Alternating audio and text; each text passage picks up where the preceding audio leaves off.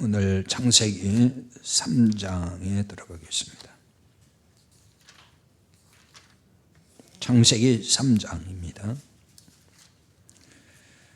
오늘 1절부터 7절까지 창세기 3장 1절에서 7절까지만 같이 봉독하겠습니다. 그런데 뱀은 여호와 하나님이 지으신 들짐승 중에 가장 간교하니라. 뱀이 여자에게 물어 이르되 하나님이 참으로 너희에게 동산 모든 나무의 열매를 먹지 말라 하시더니 여자가 뱀에게 말하되 동산 나무의 열매를 우리가 먹을 수 있으나 동산 중앙에 있는 나무의 열매는 하나님의 말씀에 너희는 먹지도 말고 만지지도 말라 너희가 죽을까 하노라 하셨느니라. 뱀이 여자에게 이르되 너희가 결코 죽지 아니하리라. 너희가 그것을 먹는 날에는 너희 눈이 밝아져 하나님과 같이 되어 선악을 알 줄 하나님이 아심이라. 여자가 그 나무를 본즉 먹음직도 하고 보암직도 하고 지혜롭게 할 만큼 탐스럽기도 한 나무인지라. 여자가 그 열매를 따먹고 자기와 함께 있는 남편에게도 주매 그도 먹은지라. 이에 그들의 눈이 밝아져 자기들이 벗은 줄을 알고 무화과 나무에 불렸고 치마로 삼았더라. 아멘. 창세기 3장의 내용은 익히 다 잘 아는 말씀이죠. 또 많이 들어온 말씀이기도 합니다. 그래서 다들 잘 알고 있습니다. 그러나 이 창세기 3장에서 이단도 굉장히 많이 나왔다 하는 사실을 알 필요가 있습니다. 통일기를 비롯해서 전도관이라든지 또 신천지도 마찬가지라고 할 수 있는데요. 이 창세기 3장에 대한 해석을 잘못하면서 거기서부터 많은 이단들이 나왔어요. 창세기 3장은 익숙하고 잘 알면서도 또 사실은 어렵고 쉽지 않은 말씀이다 이렇게 이제 볼 수 있습니다. 자, 다양한 해석이 있습니다. 그렇기 때문에 조심해서 상당히 주의해서 접근할 필요가 또 있는 거죠. 그렇지만 성경은 또 그렇게 굉장히 어렵고 우리가 전혀 알 수 없도록 그렇게 기록된 것이라고 볼 수는 없습니다. 우리의 시각이 자꾸 이렇게 어렵게 보는 것이지, 이 성경은 계속 말씀드리지만은 예수 그리스도를 증언한 것이고 우리가 어떻게 구원을 받을 수 있는지를 알려주는 구원의 책이기 때문에 그런 관점에서 이제 아주 단순하게 볼 필요가 있는 거겠죠. 그래서 이 창세기 3장도 가장 좋은 접근 방식은 복음으로 보는 것이고 복음으로 풀어가는 것이라고 할 수가 있습니다. 이 창세기 3장은 그 뱀의 등장으로 시작을 합니다. 이 뱀에 대한 해석도 참 분분합니다. 그래서 이 부분에 대해서 또 여러 가지 견해를 다 소개하기도 또 쉽지도 않고 시간도 그런 걸 가지고 얘기할 것은 없다고 보고요. 뱀의 모양이 처음에는 어떻게 생겼을까, 또 뱀이 어떻게 말을 했을까, 등등 해가지고 여러 가지 이야기들을 참 많이 해요. 그러나 오늘 우리가 생각할 거는 그런 것보다도 이 뱀이 어떤 모양이었느냐, 또 어떻게 생겼느냐, 이렇게 어떤 생물학적으로 접근하는 게 아니고 뱀이 영적으로 무엇을 뜻하는지, 뱀이라는 건 뭘 보여주고 있는지 그것을 아는 것이 더 중요하다 하는 것입니다. 그래서 오늘 계시록 12장 9절부터 같이 한번 보겠습니다. 거기 적어놨으니까 같이 읽어보겠습니다. 큰 용이 내쫓기니 옛뱀 곧 마귀라고도 하고 사탄이라고도 하며 온 천하를 꿰는 자라. 그가 땅으로 내쫓기니 그의 사자들도 그와 함께 내쫓기니라. 아멘.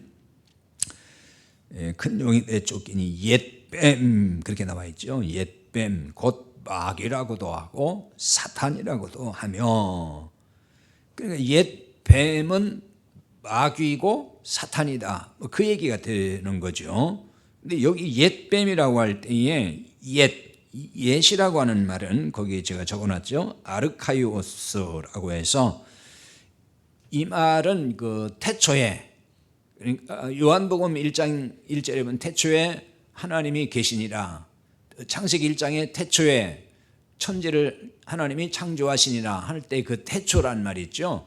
그 태초라는 말을 이제 신약에서 태초에 말씀이 계시니라고 할 때의 그 태초, 그걸 이제 알케라 그러는데 거기서 나온 말이에요. 그러니까 옛이라고 하는 말은 태초부터 있었던 그 창세기 3장에 나오는 뱀이라는 의미로 볼 수가 있는 거예요. 옛 뱀이라는 것은 그럼 옛날 무슨 뱀을 말하는가? 그 뱀은 그 옛이라고 하는 원어의 뜻으로 보면은 이거는 창세기 3장에 나오는 바로 그 뱀을 의미하는구나, 이렇게 이제 볼 수 있는 것입니다. 그런데 이 뱀을 뭐라고 했어요? 마귀라고도 하고 사탄이라고도 한다 그랬어요. 그래서 마귀나 사탄은 서로 다른 존재가 아니고 같은 존재예요. 근데 명칭이 다른 거예요. 그러니까 다른 이름이 있다, 그렇게 보시면 되겠어요. 그래서 그게 마귀라고 하는 단어는 디아블로스라고 하는 말을 쓰는데요. 이 뜻은 이제 중상모략자 그런 뜻이에요. 중상모략한다, 비난하는 자, 그런 뜻을 가지고 있습니다. 그 다음에 사탄이라는 말은 그 사타나스, 거의 원문 발음과 같은데 이 고소자, 참소한다 할 때 그런 말이에요. 대적자, 그런 뜻이 있습니다. 그러니까 이것은 이제 마귀의, 즉 사탄의 속성을 보여주고 있다고 할 수가 있어요. 그러니까 사탄, 마귀, 어떻게 그 명칭을 쓰든지 같은 존재라고 이해를 하시면 돼요.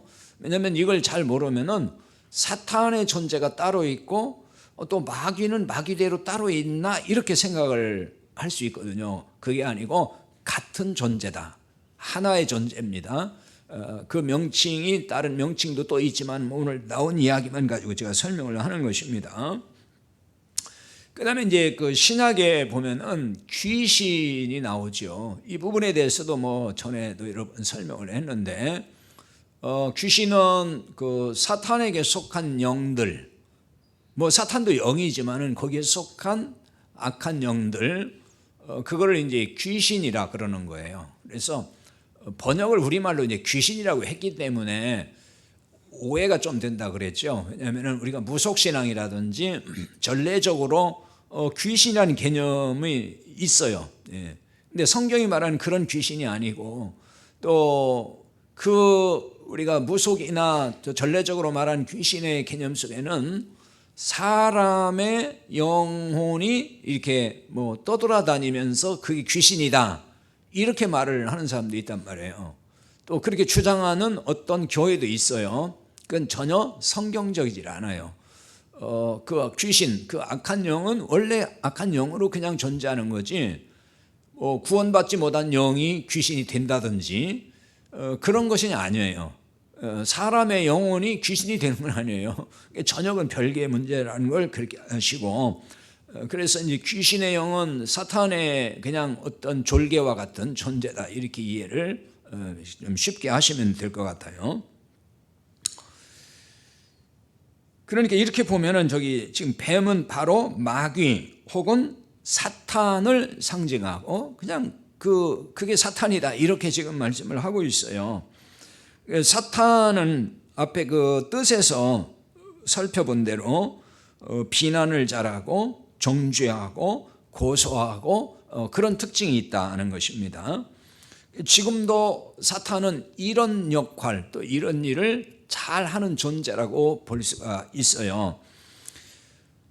그러니까 왜 이런 경우를 아마 여러분이 경험을 했는지 모르겠는데요. 어떤 사람들이 그 성령 받고 신령하다 그래가지고 또 연기도를 하고 뭘 과거의 일을 자꾸 들춰내면서 당신 과거에 무슨 죄졌지 무슨 죄졌지 그러면서 들춰내는 사람들이 있잖아요.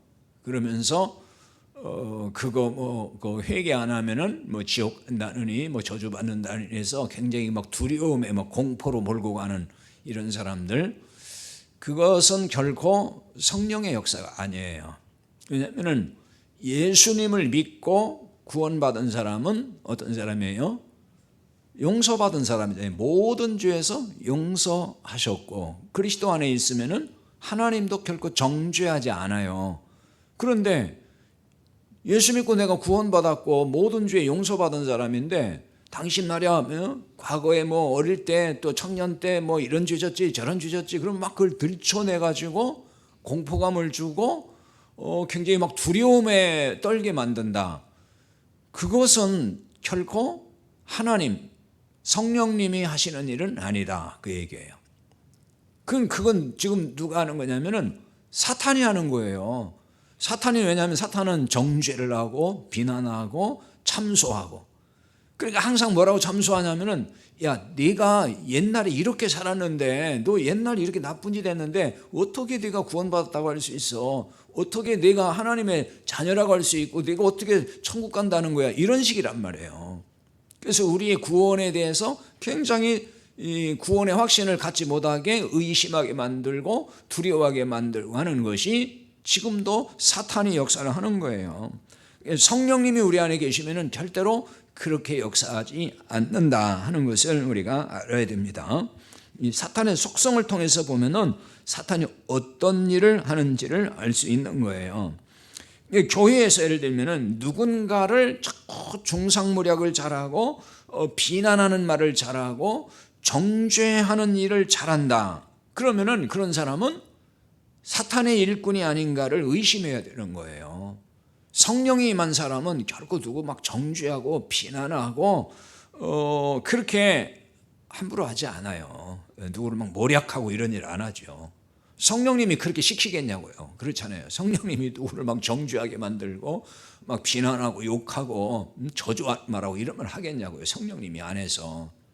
그거는 사탄이 하는 일이거든요. 그런 사람은 아무리 자기가 성령 받았네 은혜 받았네 해도 그건 다 가짜인 거예요.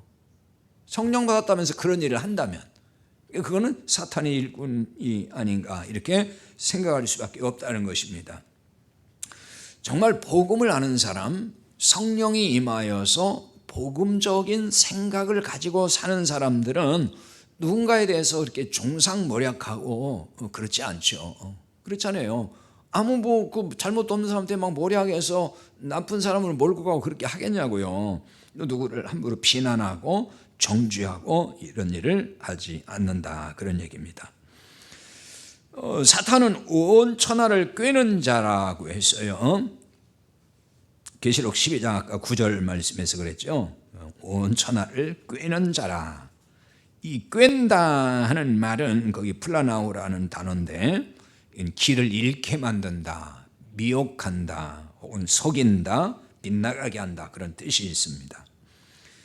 고린도후서 11장 3절에 보면은 뱀이 그 간계로 하와를 미혹한 것 같지라는 말씀이 있어요. 아마 그 구절은 제가 그거 안 적어놨는데 고린도후서 11장 3절인데요.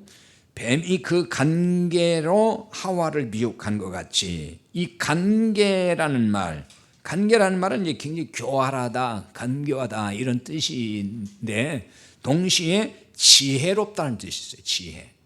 그러니까 사탄이 천하를 꿰는다 할 때에 그 결국 꼭 미혹한다는 거잖아요. 꿰는다고 하는 말은 결국 그것은 우리로 하여금 길을 잃어버리게 만든다는 거예요. 우리가 가야 할 믿음의 길이 있잖아요. 진리의 길인데 그걸 헤매게 만든다는 거예요. 자꾸 잃게 만들고 그래서 빗나가게 만드는데, 그걸 어떤 식으로 하냐면 굉장히 지혜를 가지고, 그러니까 우리 사람이 사탄의 지혜를 능가할 수가 없어요. 따라갈 수가 없습니다. 사탄은 굉장히 지혜롭습니다. 그러니까 사람이 속는 거예요. 속임수에 그냥 넘어가는 거죠. 워낙에 지혜롭게 하니까. 그러니까 이 뜻으로 보면은 사탄은 속임수를 써서 미혹하는 존재라는 걸 알 수가 있는 거죠. 그래서 길을 잃게 만들고 빗나가게 한다, 그런 얘기입니다. 그리고 나서는 이제 어떻게 하냐면은 비난하고 정죄한다는 거예요. 빗나가게 하고 죄를 지게 만들고 나쁜 짓 하게 만들고 다 그렇게 결국 하게 만들어 놓고 나서는 책임은 내가 져라, 이렇게 하는 것이 사탄인 거예요. 주님의 은혜는 우리가 잘못했음에도 불구하고 내가 책임진다, 그게 주님의 은혜예요. 그게 십자가인 거예요. 그러니까 세상 죄를 짊어졌다는 얘기는 인간의 모든 죄, 인간의 모든 잘못된 책임을 다 짊어지는 거거든요, 그게. 근데 사탄은 결국 미혹해서 죄짓게 만들고 나서는 내가 책임져, 그렇게 하는 게 사탄이에요. 내가 다 벌 받아, 이거거든요. 사탄이 여자에게 접근하여 물었습니다. 자, 여자는 이제 하와라는 건 아시죠? 1절에, 오늘 하반절에 하나님이 참으로 너희에게 동산 모든 나무의 열매를 먹지 말라 하시더냐. 자, 지난번에 살펴봤는데요, 여기 모든 나무의 열매 할 때에 열매라는 말은 사실 원문에는 없어요. 그대로 지게 가면 모든 나무를 먹지 말라고 했더냐, 그 말이거든요. 열매라는 말은 사실은 없습니다. 사탄은 하나님의 말씀을 지금 반대로 말하면서 여자에게 접근했습니다. 왜냐하면 창세기 2장 16절에 지난번 살펴봤을 때에 거기 이렇게 나와 있죠. 동산 각종 나무의 열매는 네가 임의로 먹되. 동산 각종 나무의 열매, 여기도 열매는 없어요. 원문에는 없는 말이에요. 그냥 이제 나무를 먹되, 그러면 아마 그 이해를 못할까 봐서 열매라는 말을 거기다 집어넣은 것 같아요, 번역할 때. 왜냐하면 나무를 먹되? 그 이해가 안 될 거 아니에요. 무슨 나무를 먹는다고 하지? 근데 사실 이 속에 담긴 의미가 충분히 저는 있다고 보는데, 아무튼 그런 부분은 이제 다음에 이제 기회가 되면 한번 생각을 해보려고 그래요. 성경은 분명히 어떤 의미가 있는 거거든요. 우리가 이제 그거를 다 깨닫지 못해서 그런 건데, 아무튼 나무의 열매는 내가 임의로 먹되 할 때, 임의로라는 게 무슨 뜻이라 그랬죠? 먹다라는 말과 같은 단어라 그랬어요. 그러니까 이게 아칼이라는 단어라 그랬죠. 그러니까 먹고 먹되, 원문에는 그렇게 되어 있거든요. 그런데 이거를 임의로 번역을 했기 때문에 굉장히 좀 착각하게 만들고 혼란을 준다는 거죠. 그래서 참 번역이라는 게 어려운 거예요. 이렇게 번역을 했기 때문에 우리가 이 말씀을 이해하기에 조금 어려운 거예요, 사실은. 근데 원문 그대로 보면 먹고 먹되, 그러니까 먹는다는 말을 계속 연거푸 쓰고 있거든요. 그렇기 때문에 이 말은 반드시 먹으라는 말로 이해를 해야 된다고 지난번에 설명을 드렸어요. 왜냐하면 먹으면은, 선악을 알게 하는 나무를 먹으면은 정령 반드시 죽으리라 할 때, 반드시라는 것도 죽는다는 말이라고 그랬어요. 똑같은 단어예요. 죽고 너는 또 죽는다. 그래서 그거를 죽고 죽는다 그러니까 반드시 죽는다는 얘기. 그래서 번역을 반드시라고 한 걸로 이렇게 보이거든요.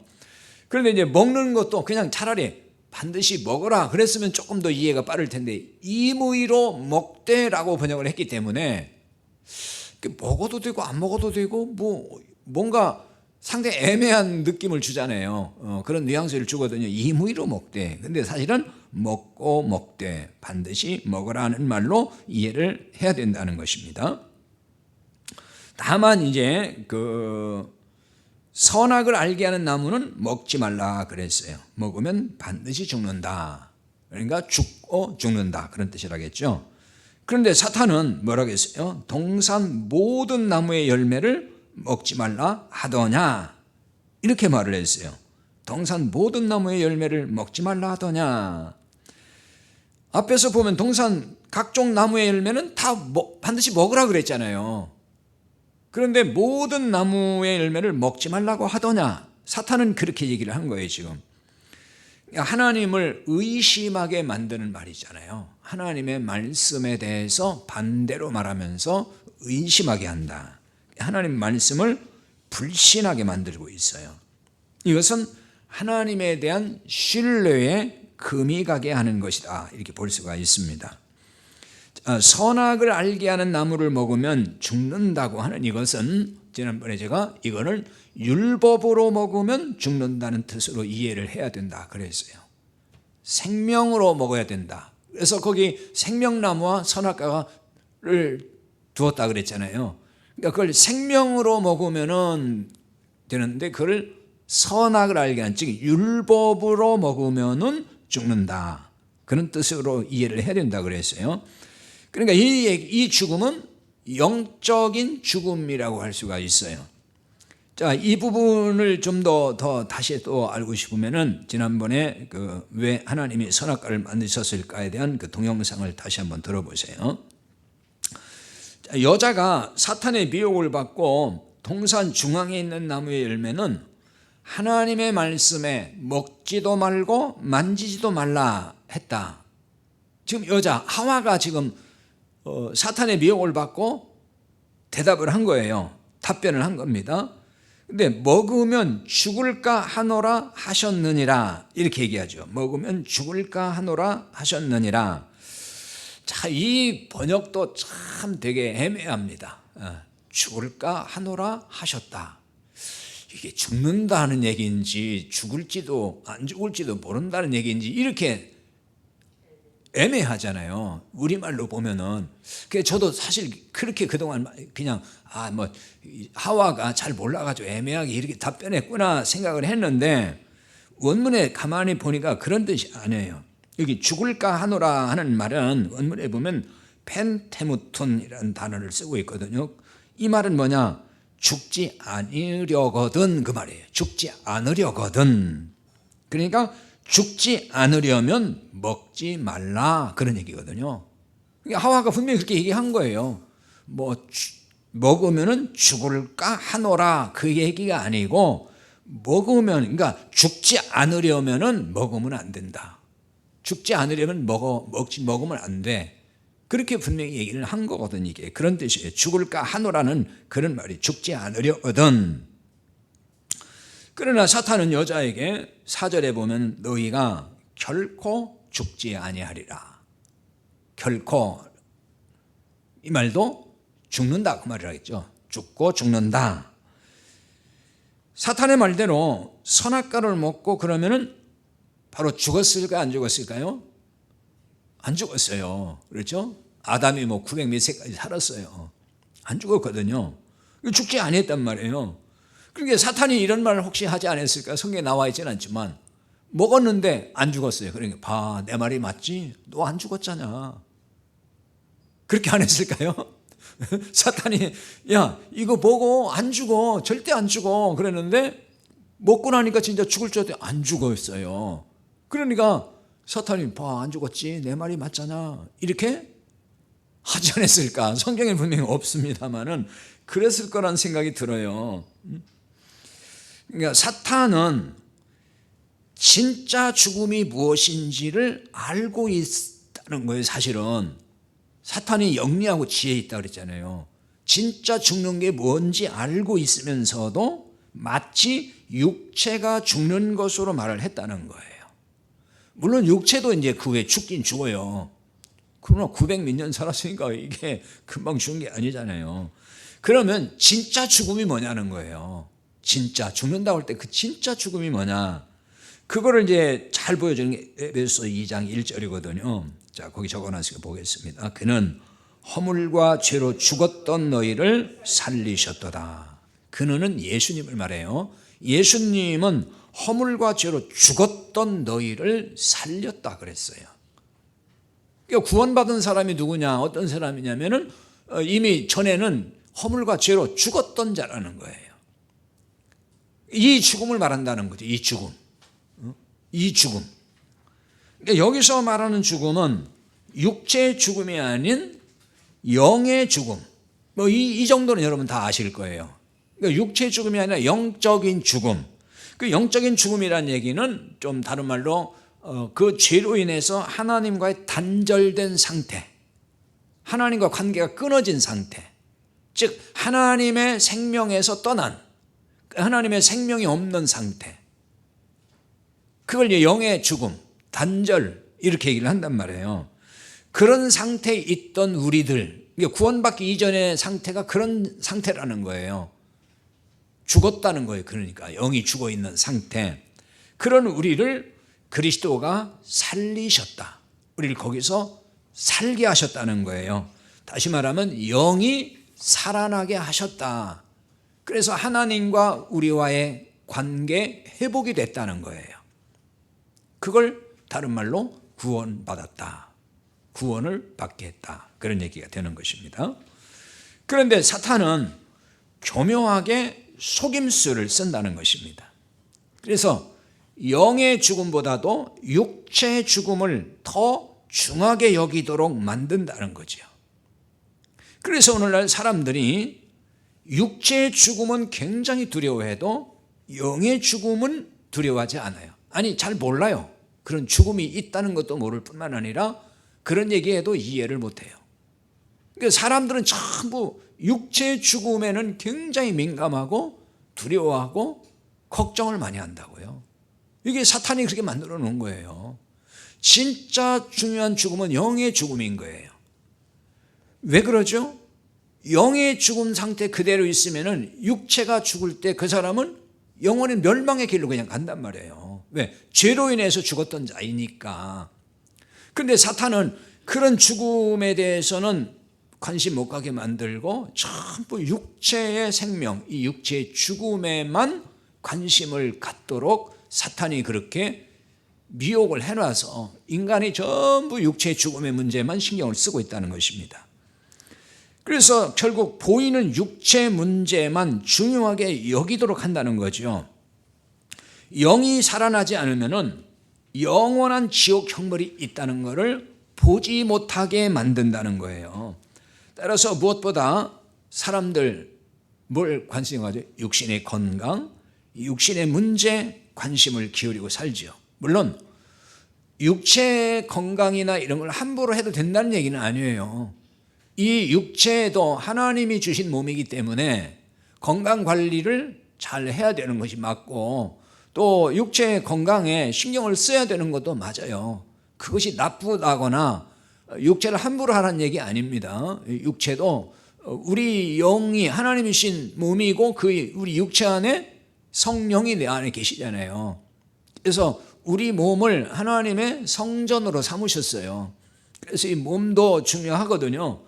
그러나 육체 생명은 어차피 이제 한번 죽는 것, 그러니까 이 육체 죽음도 언젠가 한번 죽잖아요. 그리고 육체라는 거는 이제 흙으로 돌아가는 거예요. 그렇죠? 그러니까 진짜 우리가 관심 가질 건 육체 생명에도 물론 관심 갖고 잘 관리를 해야 되겠지만은 그보다 더 중요한 관심은 영적 관심, 네, 영에 대한 관심이 더 중요하게 있어야 된다는 거죠. 그에 대한 관심이 있어야 되는 거예요. 그런데 영에 대한 관심, 영적인 문제에 대한 관심은 정말 하나도 없고 오로지 육신에만 매여서 육신의 건강만 늘 신경 쓰고 산다 그러면 어떻게 되냐고요.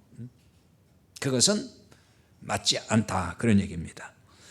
사탄은 육신의 문제에 정신 팔리게 만들어서 영적 죽음에 무관심하게 만든다는 거예요. 이것이 사탄의 살인 작전이다.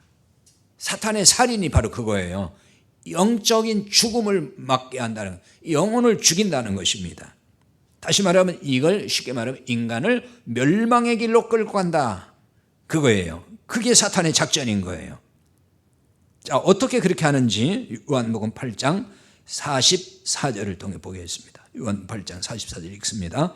너희는 너희 아비 마귀에게서 났으니 너희 아비의 욕심대로 너희도 행하고자 하느냐? 그는 처음부터 살인한 자요 진리가 그 속에 없으므로 진리에 서지 못하고 거짓을 말할 때마다 제 것으로 말하나니 이는 그가 거짓말쟁이요 거짓의 아비가 되었음이라. 아멘. 여기는 이제 마귀라고 나와 있죠. 마귀는 곧 사탄이라 그랬죠. 그러니까 사탄, 마귀 뭐 같은 거니까. 자, 사탄은 처음부터 뭐라고 했어요? 살인자라 그랬잖아요. 그는 처음부터 살인한 자요, 살인자다. 자, 이게 무슨 말일까 하는 것입니다. 처음부터 살인자라 그랬어요. 근데 이 처음부터라는 얘기는 아까 나왔던 단어 알케, 시작, 그런 뜻입니다. 시작, 태초. 그러니까 태초에 하나님이 계시니라, 태초에 말씀이 계시니라, 이 태초가 알케입니다. 시작을 말하는 거예요. 그러니까 이 말은 처음부터 살인한 자, 그러니까 태초부터, 시작부터 살인자, 그 얘기거든요. 사탄은 인간의 시작부터 살인자라는 얘기예요. 사탄이 살인자다. 처음 인간을 죽게 만들었다는 얘기죠. 처음 인간. 사탄이 살인했다는 겁니다. 그건 아까 앞에서 살펴본 대로 육체를 죽였다는 얘기가 아니고 영이 죽게 만들었다. 그런 점에서 살인이란 말이에요. 영을 죽게 만들었다. 사탄이 처음 인간을 죽인 것이 아닌데 왜 처음부터 살인자라고 했을까 하는 거예요. 지금 말씀드린 그대로인데요. 이 문제를 가인이 살인한 것으로 보기도 해요. 요한일서 3장 12절에 이제 그 말씀이 있거든요. 자, 거기 보겠습니다. 가인같이 하지 말라. 그는 악한 자에게 속하여 그 아우를 죽였으니 어떤 이유로 죽였느냐? 자기의 행위는 악하고 그 아우의 행위는 의로움이라. 거기 이제 가인의 살인, 인류 최초의 살인자를 가인이라고 그러잖아요. 근데 이제 그 가인이 살인할 때에 거기 보면은 악한 자에게 그는 속하였다. 악한 자가 누구겠어요? 사탄이겠죠. 사탄에게 속한 자가 돼서 아우를 결국 죽였다. 이렇게 지금 요한 1서에 나오고 있어요. 그래서 이제 이런 구절을 가지고 처음부터 살인자라는 얘기를 가인이 살인자고 그 가인의 배후에 사탄이 있기 때문이다. 이렇게 이제 해석도 하지만 처음부터, 이게 태초부터 시작이기 때문에 가인은 사실은 그 뒷사람이잖아요. 아담, 하와가 태초부터 있었던 사람이고, 그래서 저는 이런 해석보다는 인간을 영적인 죽음으로 몰고 갔다고 하는 거. 그래서 처음 인간을 이 사탄이 영적으로 죽게 했다. 그렇게 보는 것이 좋다고 생각을 하는 거예요. 영의 죽음이라는 얘기, 영적 죽음, 그 살인을 했다. 여기 이제 가인의 살인은 육체의 살인이잖아요. 사실은 육체의 생명을 죽인 아우를 영적인 죽음이라기보다는. 근데 사탄은 육체를 죽인 게 아니고 영을 죽게 만들었다. 그 얘기입니다. 그래서 저는 이거를 처음 인간을 영적인 죽음에 이르게 했다. 이렇게 보는 것이 좋다고 말씀을 드리는 것입니다. 그러니까 거짓 진리를 믿게 해서 영적으로 죽게 만드는 것, 이게 진짜 심각한 살인이 된다는 거예요. 사람의 육체의 생명을 빼앗는 것도 이거 정말 심각한 죄지만은 더 본질로 들어가 보면은 그 영혼을 죽게 하는, 영적으로 죽게 만드는 거, 그건 정말 더 심각한 살인이 될 수 있다. 그런 얘기입니다. 자, 이런 점에서 우리는 이 살인의 의미를 다시 생각을 해봐야 되는 것입니다. 우리 이제 살인 그러면 보통 육체의 생명을 죽이는 그것을 많이 생각하잖아요. 주로 그 생각을 하지 영을 죽이는 것을 살인이라는 생각 별로 안 한단 말이에요. 근데 정말 이게 더 중요한 문제다. 그래서 살인의 의미를 우리는 이런 관점에서 좀 심각하게 봐야 된다는 것입니다. 육적 살인도 큰 문제이긴 하지만은 어떤 면에서는 영적 살인이 더 큰 문제가 될 수 있다는 것입니다. 왜 그러냐면은 영적으로 죽이면은 영원한 멸망의 길을 가게 하기 때문에 그런 거예요. 그러나 육적으로 죽였다고 해서 영원히 멸망하는 건 아니거든요. 예를 들면은 가인이 아벨을 죽였어요. 그럼 아벨이 지옥 갔겠어요? 가인은 지옥 간 거 아니란 말이에요. 그러니까 육체의 생명을 죽였다고 해서 그 사람 지옥 가는 건 아니에요. 그렇게 보면은 영적 살인이 더 무섭다, 그런 얘기가 되는 거죠. 그래서 이게 똑같은 얘기는 아니지만은 거기 제가 적어놓지는 않았어요. 마태복음 10장 28절에 보면 이런 말씀이 있어요. 몸은 죽여도 영혼을 능히 죽이지 못하는 자들을 두려워하지 말고 몸과 영혼을 능히 지옥에 멸하실 수 있는 이를 두려워하라. 이런 오늘 말씀과 이게 딱 맞는 얘기는 아니지만은 여기서 하나 이제 조금 볼 수 있는 부분이 뭐냐면은 몸은 죽여도 영혼은 능히 죽이지 못하는 자라는 말이 있거든요. 그러니까 이 박해자들이 몸은 죽여도 그 영혼은 죽이지 못한다. 그러니까 영혼을 어떻게 못한다는 거예요. 이게 오늘 말씀과 같은 얘기는 아니라고 했어요. 그래서 그러니까 이 얘기는 뭐냐면은 몸을 죽여도 영혼은 살 수 있고 또 몸은 죽이지 않아도 반대로 영은 죽일 수도 있다. 그러니까 그 영을 죽인다는 게 영을 어떻게 한다는 게 아니고 그 영을 넘어지게 한다는 거죠. 진리에서 떠나게 해서 하나님과 관계가 끊어지게 만드는 것, 그게 무서운 살인이 될 수 있다는 것입니다. 자, 그러면 이제 누가 이런 일을 한다는 거죠? 아까 요한복음 8장 44절에서 봤죠. 44절 하반절을 다시 보면은 진리가 그 속에 없으므로 진리에 서지 못하고 거짓을 말할 때마다 제 것으로 말하나니 이는 그가 거짓말쟁이요 거짓의 아비가 되었음이라, 이렇게 말씀했어요. 진리가 자신 안에 없는 자라는 거예요. 진리가 없는 자. 진리라는 말은 복음을 말하는 거예요. 복음의 진리, 복음이 없는 자. 진리가 없는 사람은 진리를 말할 수가 없어요. 왜? 자기 안에 진리가 없는데 어떻게 진리를 말할 수 있겠어요? 그래서 진리가 아닌데도 진리인 것처럼 말을 한다는 거예요. 진리가 없는데 진리인 것처럼 진리라고 말을 한다는 거죠. 자, 사탄은 거짓의 아비라고 했습니다. 여기서 이제 거짓이라고 할 때, 거짓말할 때 그 거짓말은 진리의 반대 개념으로 쓰는 말이에요. 거짓과 진리는 완전 반대 개념인 겁니다. 진리는 참, 거짓은 가짜, 반대 개념이에요. 사탄이 거짓 진리의 아버지라고 지금 말씀을 하는 거예요. 거짓 진리의 아버지가 사탄이다. 거짓 진리의 조상이란 말이 되는 거죠. 그게 사탄이에요. 그러므로 거짓 진리, 거짓 복음을 진리라고 가르치는 자를 사탄의 자식이라고 하는 거예요. 그 예수님께서 마귀 자식들이라고 하는 거예요. 그렇게 얘기를 한 거예요, 예수님께서. 요한일서 3장 10절을 거기 적어놨어요. 한번 읽어볼까요? 이러므로 하나님의 자녀들과 마귀의 자녀들이 드러나나니 무릇 의를 행하지 아니하는 자나 너는 그 형제를 사랑하지 아니하는 자는 하나님께 속하지 아니하느니라. 아멘.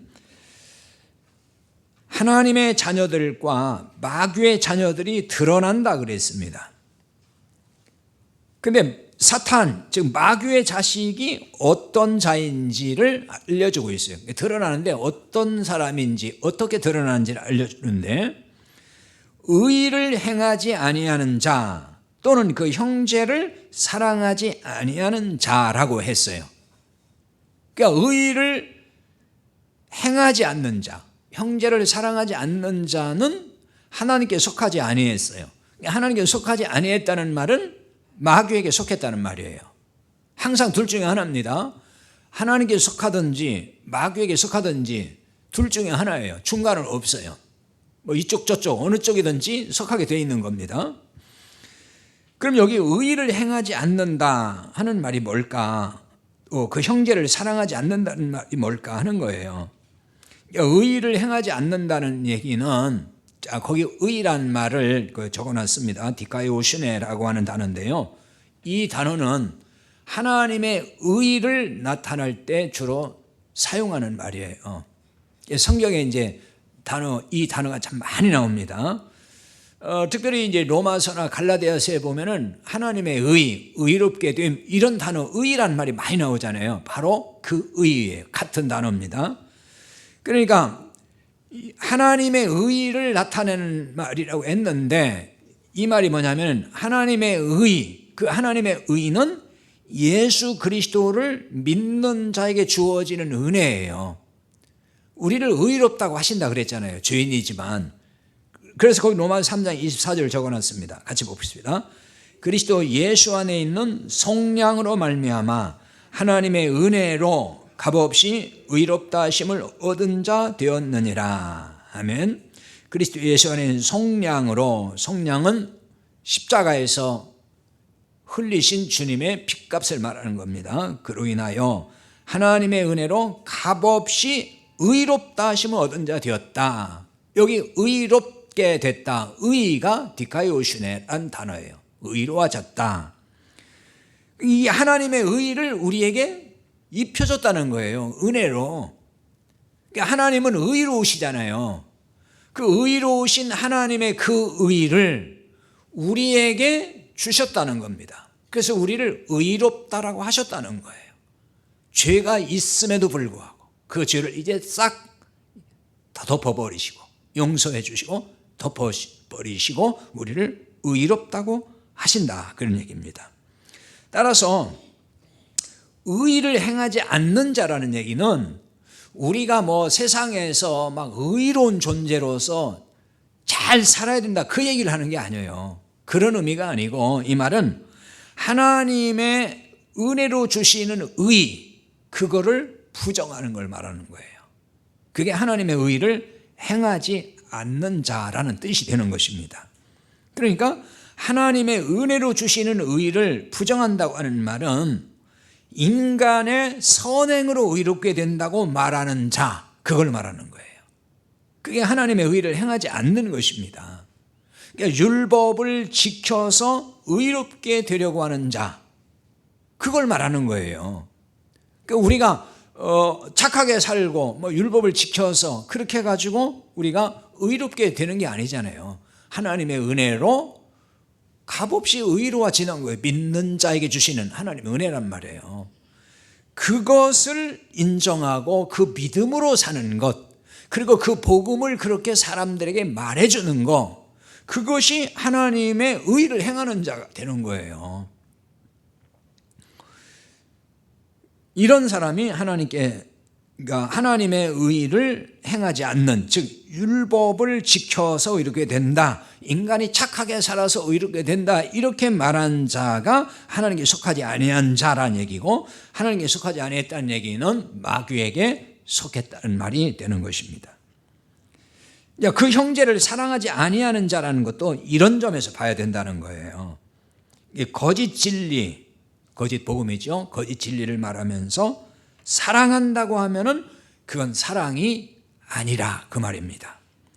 성경이 말하는 사랑은 육체 사람을 사랑하는 것이 아니에요.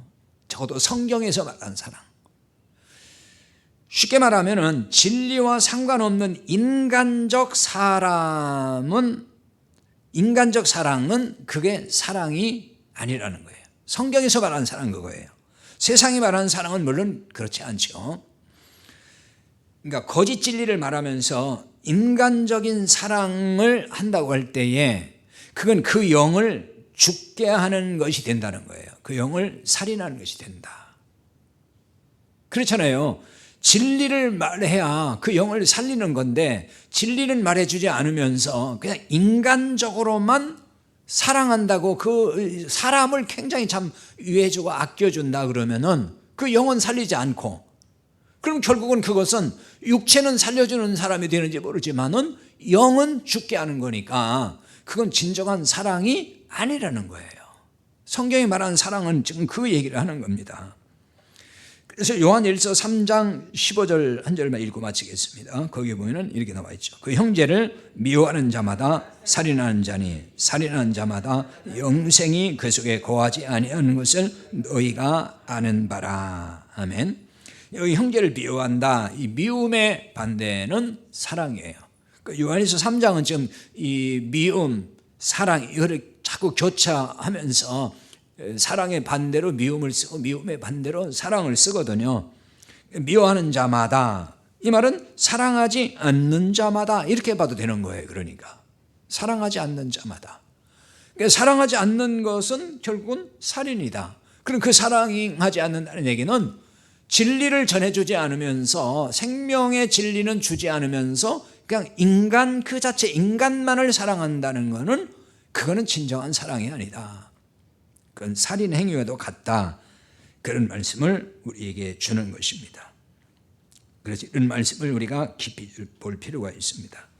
자, 오늘은 그 사탄의 미혹에 대해서 좀 살펴보다가 이제 그 뒤에 나오는 오늘 본문의 말씀을 좀 살펴보지 못했는데요. 다음 주에 이제 이 말씀은 뒤에 있는 말씀들을 좀 더 살펴보도록 하고 오늘 여기서 마치도록 하겠습니다. 이제 찬송 한 장 부르시고